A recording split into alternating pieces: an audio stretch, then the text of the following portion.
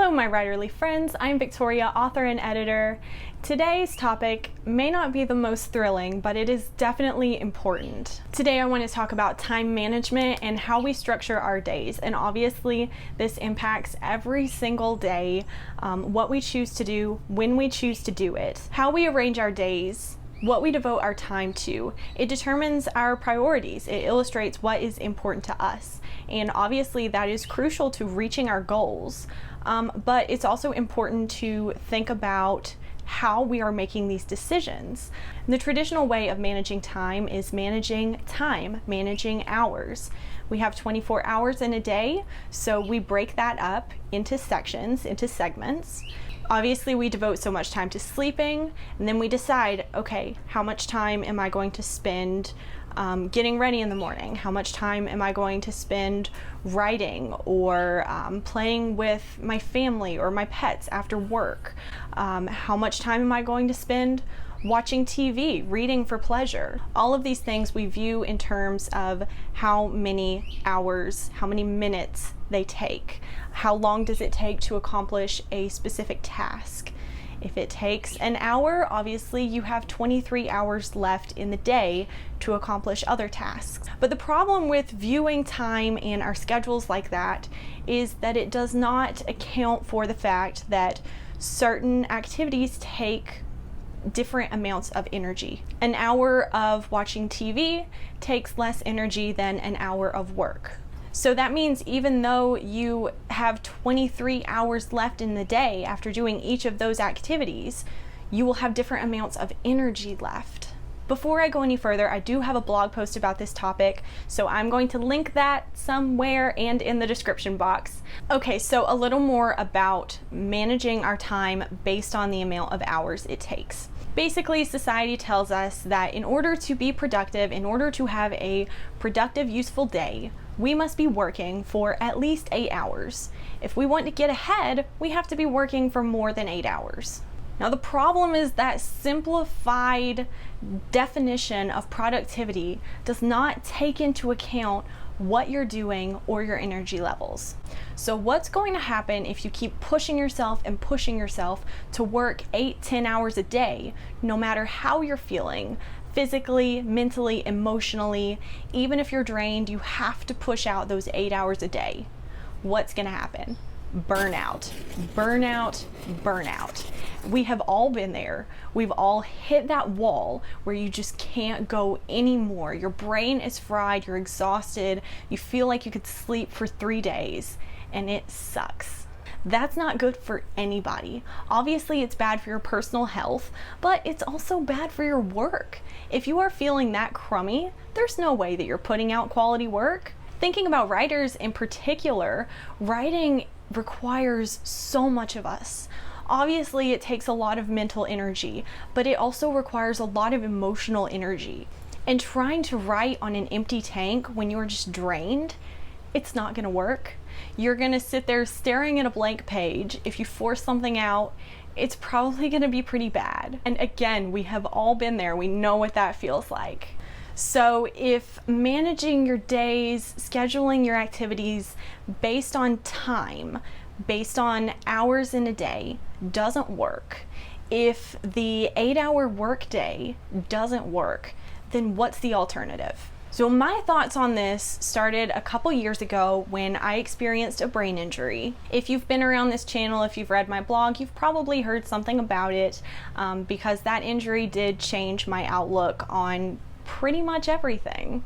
The short version is I took a hit to the head during softball practice my senior year of college. I thought it was a typical concussion that would last 1 to 2 weeks. It was not. It lasted 4 months and it was extremely debilitating. Let's say that. But during this injury, once I was able to do anything at all, I couldn't read. I had a very hard time speaking and understanding language. At some points I couldn't speak at all. Walking, anything physical, anything and everything was difficult. I was very aware of how much energy it took to do absolutely anything. Just making a to-do list would pretty well drain me for the day.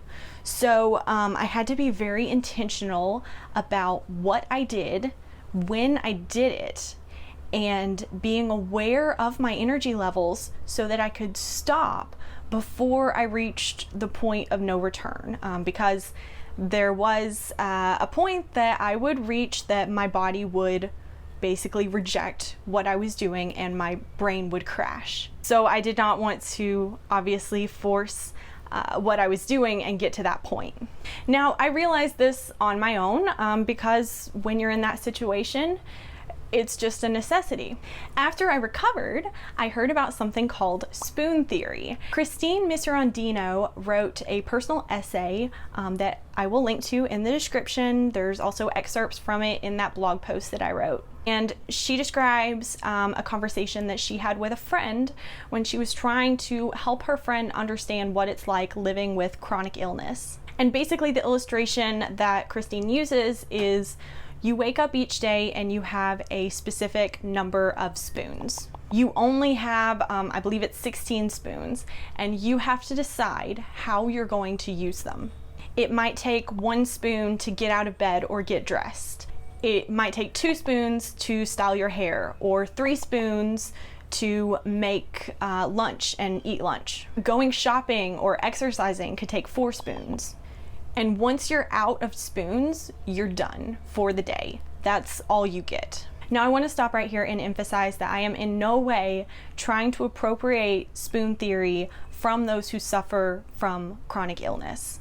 Obviously, as someone who has experienced a traumatic brain injury, I know that it is very different when you have conditions that limit your energy levels. Living with a chronic illness, living with something that saps your strength is very different. But I do think that the tools and techniques that people like Christine use to manage chronic illness and the tools that I gained while I had my brain injury are applicable to everyone and can be really important and really useful when it comes to maintaining good health, maintaining your personal wellness, and just improving the quality of your work and your life. So with that said, and keeping in mind spoon theory, basically the alternative to managing days based on time, based on hours, is to manage your activities based on energy.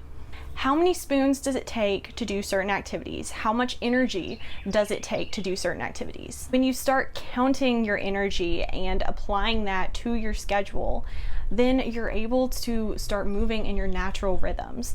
Obviously, we're all gonna have days where we're down, where we have less energy. And if we push through those days, if we try to do more than we have energy, have spoons for, then the next day, we're gonna pay for it. And we're gonna crash whether we like it or not.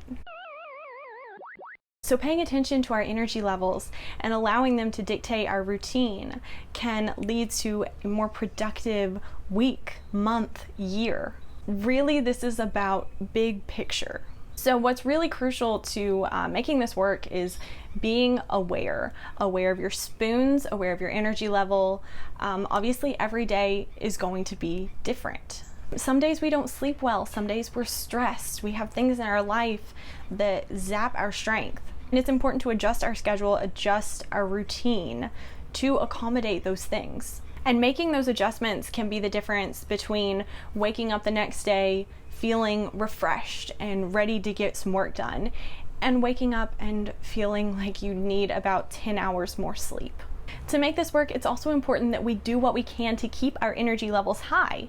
And we all know what those things are. Get enough sleep, exercise, get out in the sun, eat well. We know what to do, but sometimes we look up and it's 8 p.m. and we haven't done anything. So it's important to get those things in. Otherwise, our energy levels are going to sag and we're not going to get in the quantity or the quality of work that we need to. When we begin using energy to determine our routine, though, we also begin to look at those things differently. Suddenly, that extra hour of sleep isn't taking away from our work time. it's necessary to ensure we have quality work time. In other words, we begin to increase the priority level of these self-care activities, which is going to lead to obviously better productivity and better overall health. It's also important to understand what each activity requires of us. In her illustration, Miserandino makes it clear that certain activities require different numbers of spoons. And the thing is, those numbers are going to be different for everybody. Some people may need more energy to go out and socialize, while other people may need more energy to do solo activities, to do administrative work. Everybody's going to be a little bit different. So it's important to know which activities are the most difficult for you so that you know how to prioritize your activities. If you're a morning person, if you're an evening person, when you have the most energy, and so you know how to count the energy that these activities require, the number of spoons. Again, this is just really all about awareness. It also requires flexibility, and that can be really difficult for a lot of people, especially depending on your job. If you have to be at work 8 hours a day, obviously you may not have the flexibility to say, okay, I need to take today off and focus on taking care of myself and recharging. But even if that's the case, there are still small changes you can make. If you're really low on energy, you may skip some of your after work activities and take a nap, read a book, recharge, and get ready for the next day. Maybe you need to get an extra hour of sleep and skip your morning prep routine. Is it more important to put on makeup today or to get that little bit of extra sleep? Again, it's all about priorities and prioritizing the activities that are going to lead to you feeling good, feeling rested, and having the energy to do what you need to do that day. For me, when I started looking at my schedule, my routine this way, it completely changed everything for me. I was the queen of burnout. Being a college athlete, I had no options when it came to my schedule. If I was sick, if I felt bad, if I had a headache, it didn't matter. I had to do what I had to do, had to be on the field at this time and give it 100% no matter what. And you can get away with that for a while. You can get away with that when you're a seasonal athlete. But then I graduated and I kept that routine. I kept that mentality of giving 100% all day, every day. If that meant working 15 hours a day, that's what I was going to do. The problem was I was no longer a seasonal athlete. There was no fall coming that I could take it easy. And eventually I burn out. My body, my brain, everything said, no, you can't keep doing this. And that's when I started to really look back at my time with the brain injury and think about how I was doing things then when I had to, when I was forced to manage my days based on energy levels because I didn't have any. Now I do have more energy, but it's finite. And it's important to ration it just like we ration hours. Okay, that's all I've got for you today. I really hope this was helpful. Leave a comment if you have tried this sort of approach to managing your days. Let me know how it works. Are there things I missed? Are there other tips that work for you? And if you enjoyed this video, be sure to like and subscribe to see more. Thanks for watching, and I'll see y'all next time.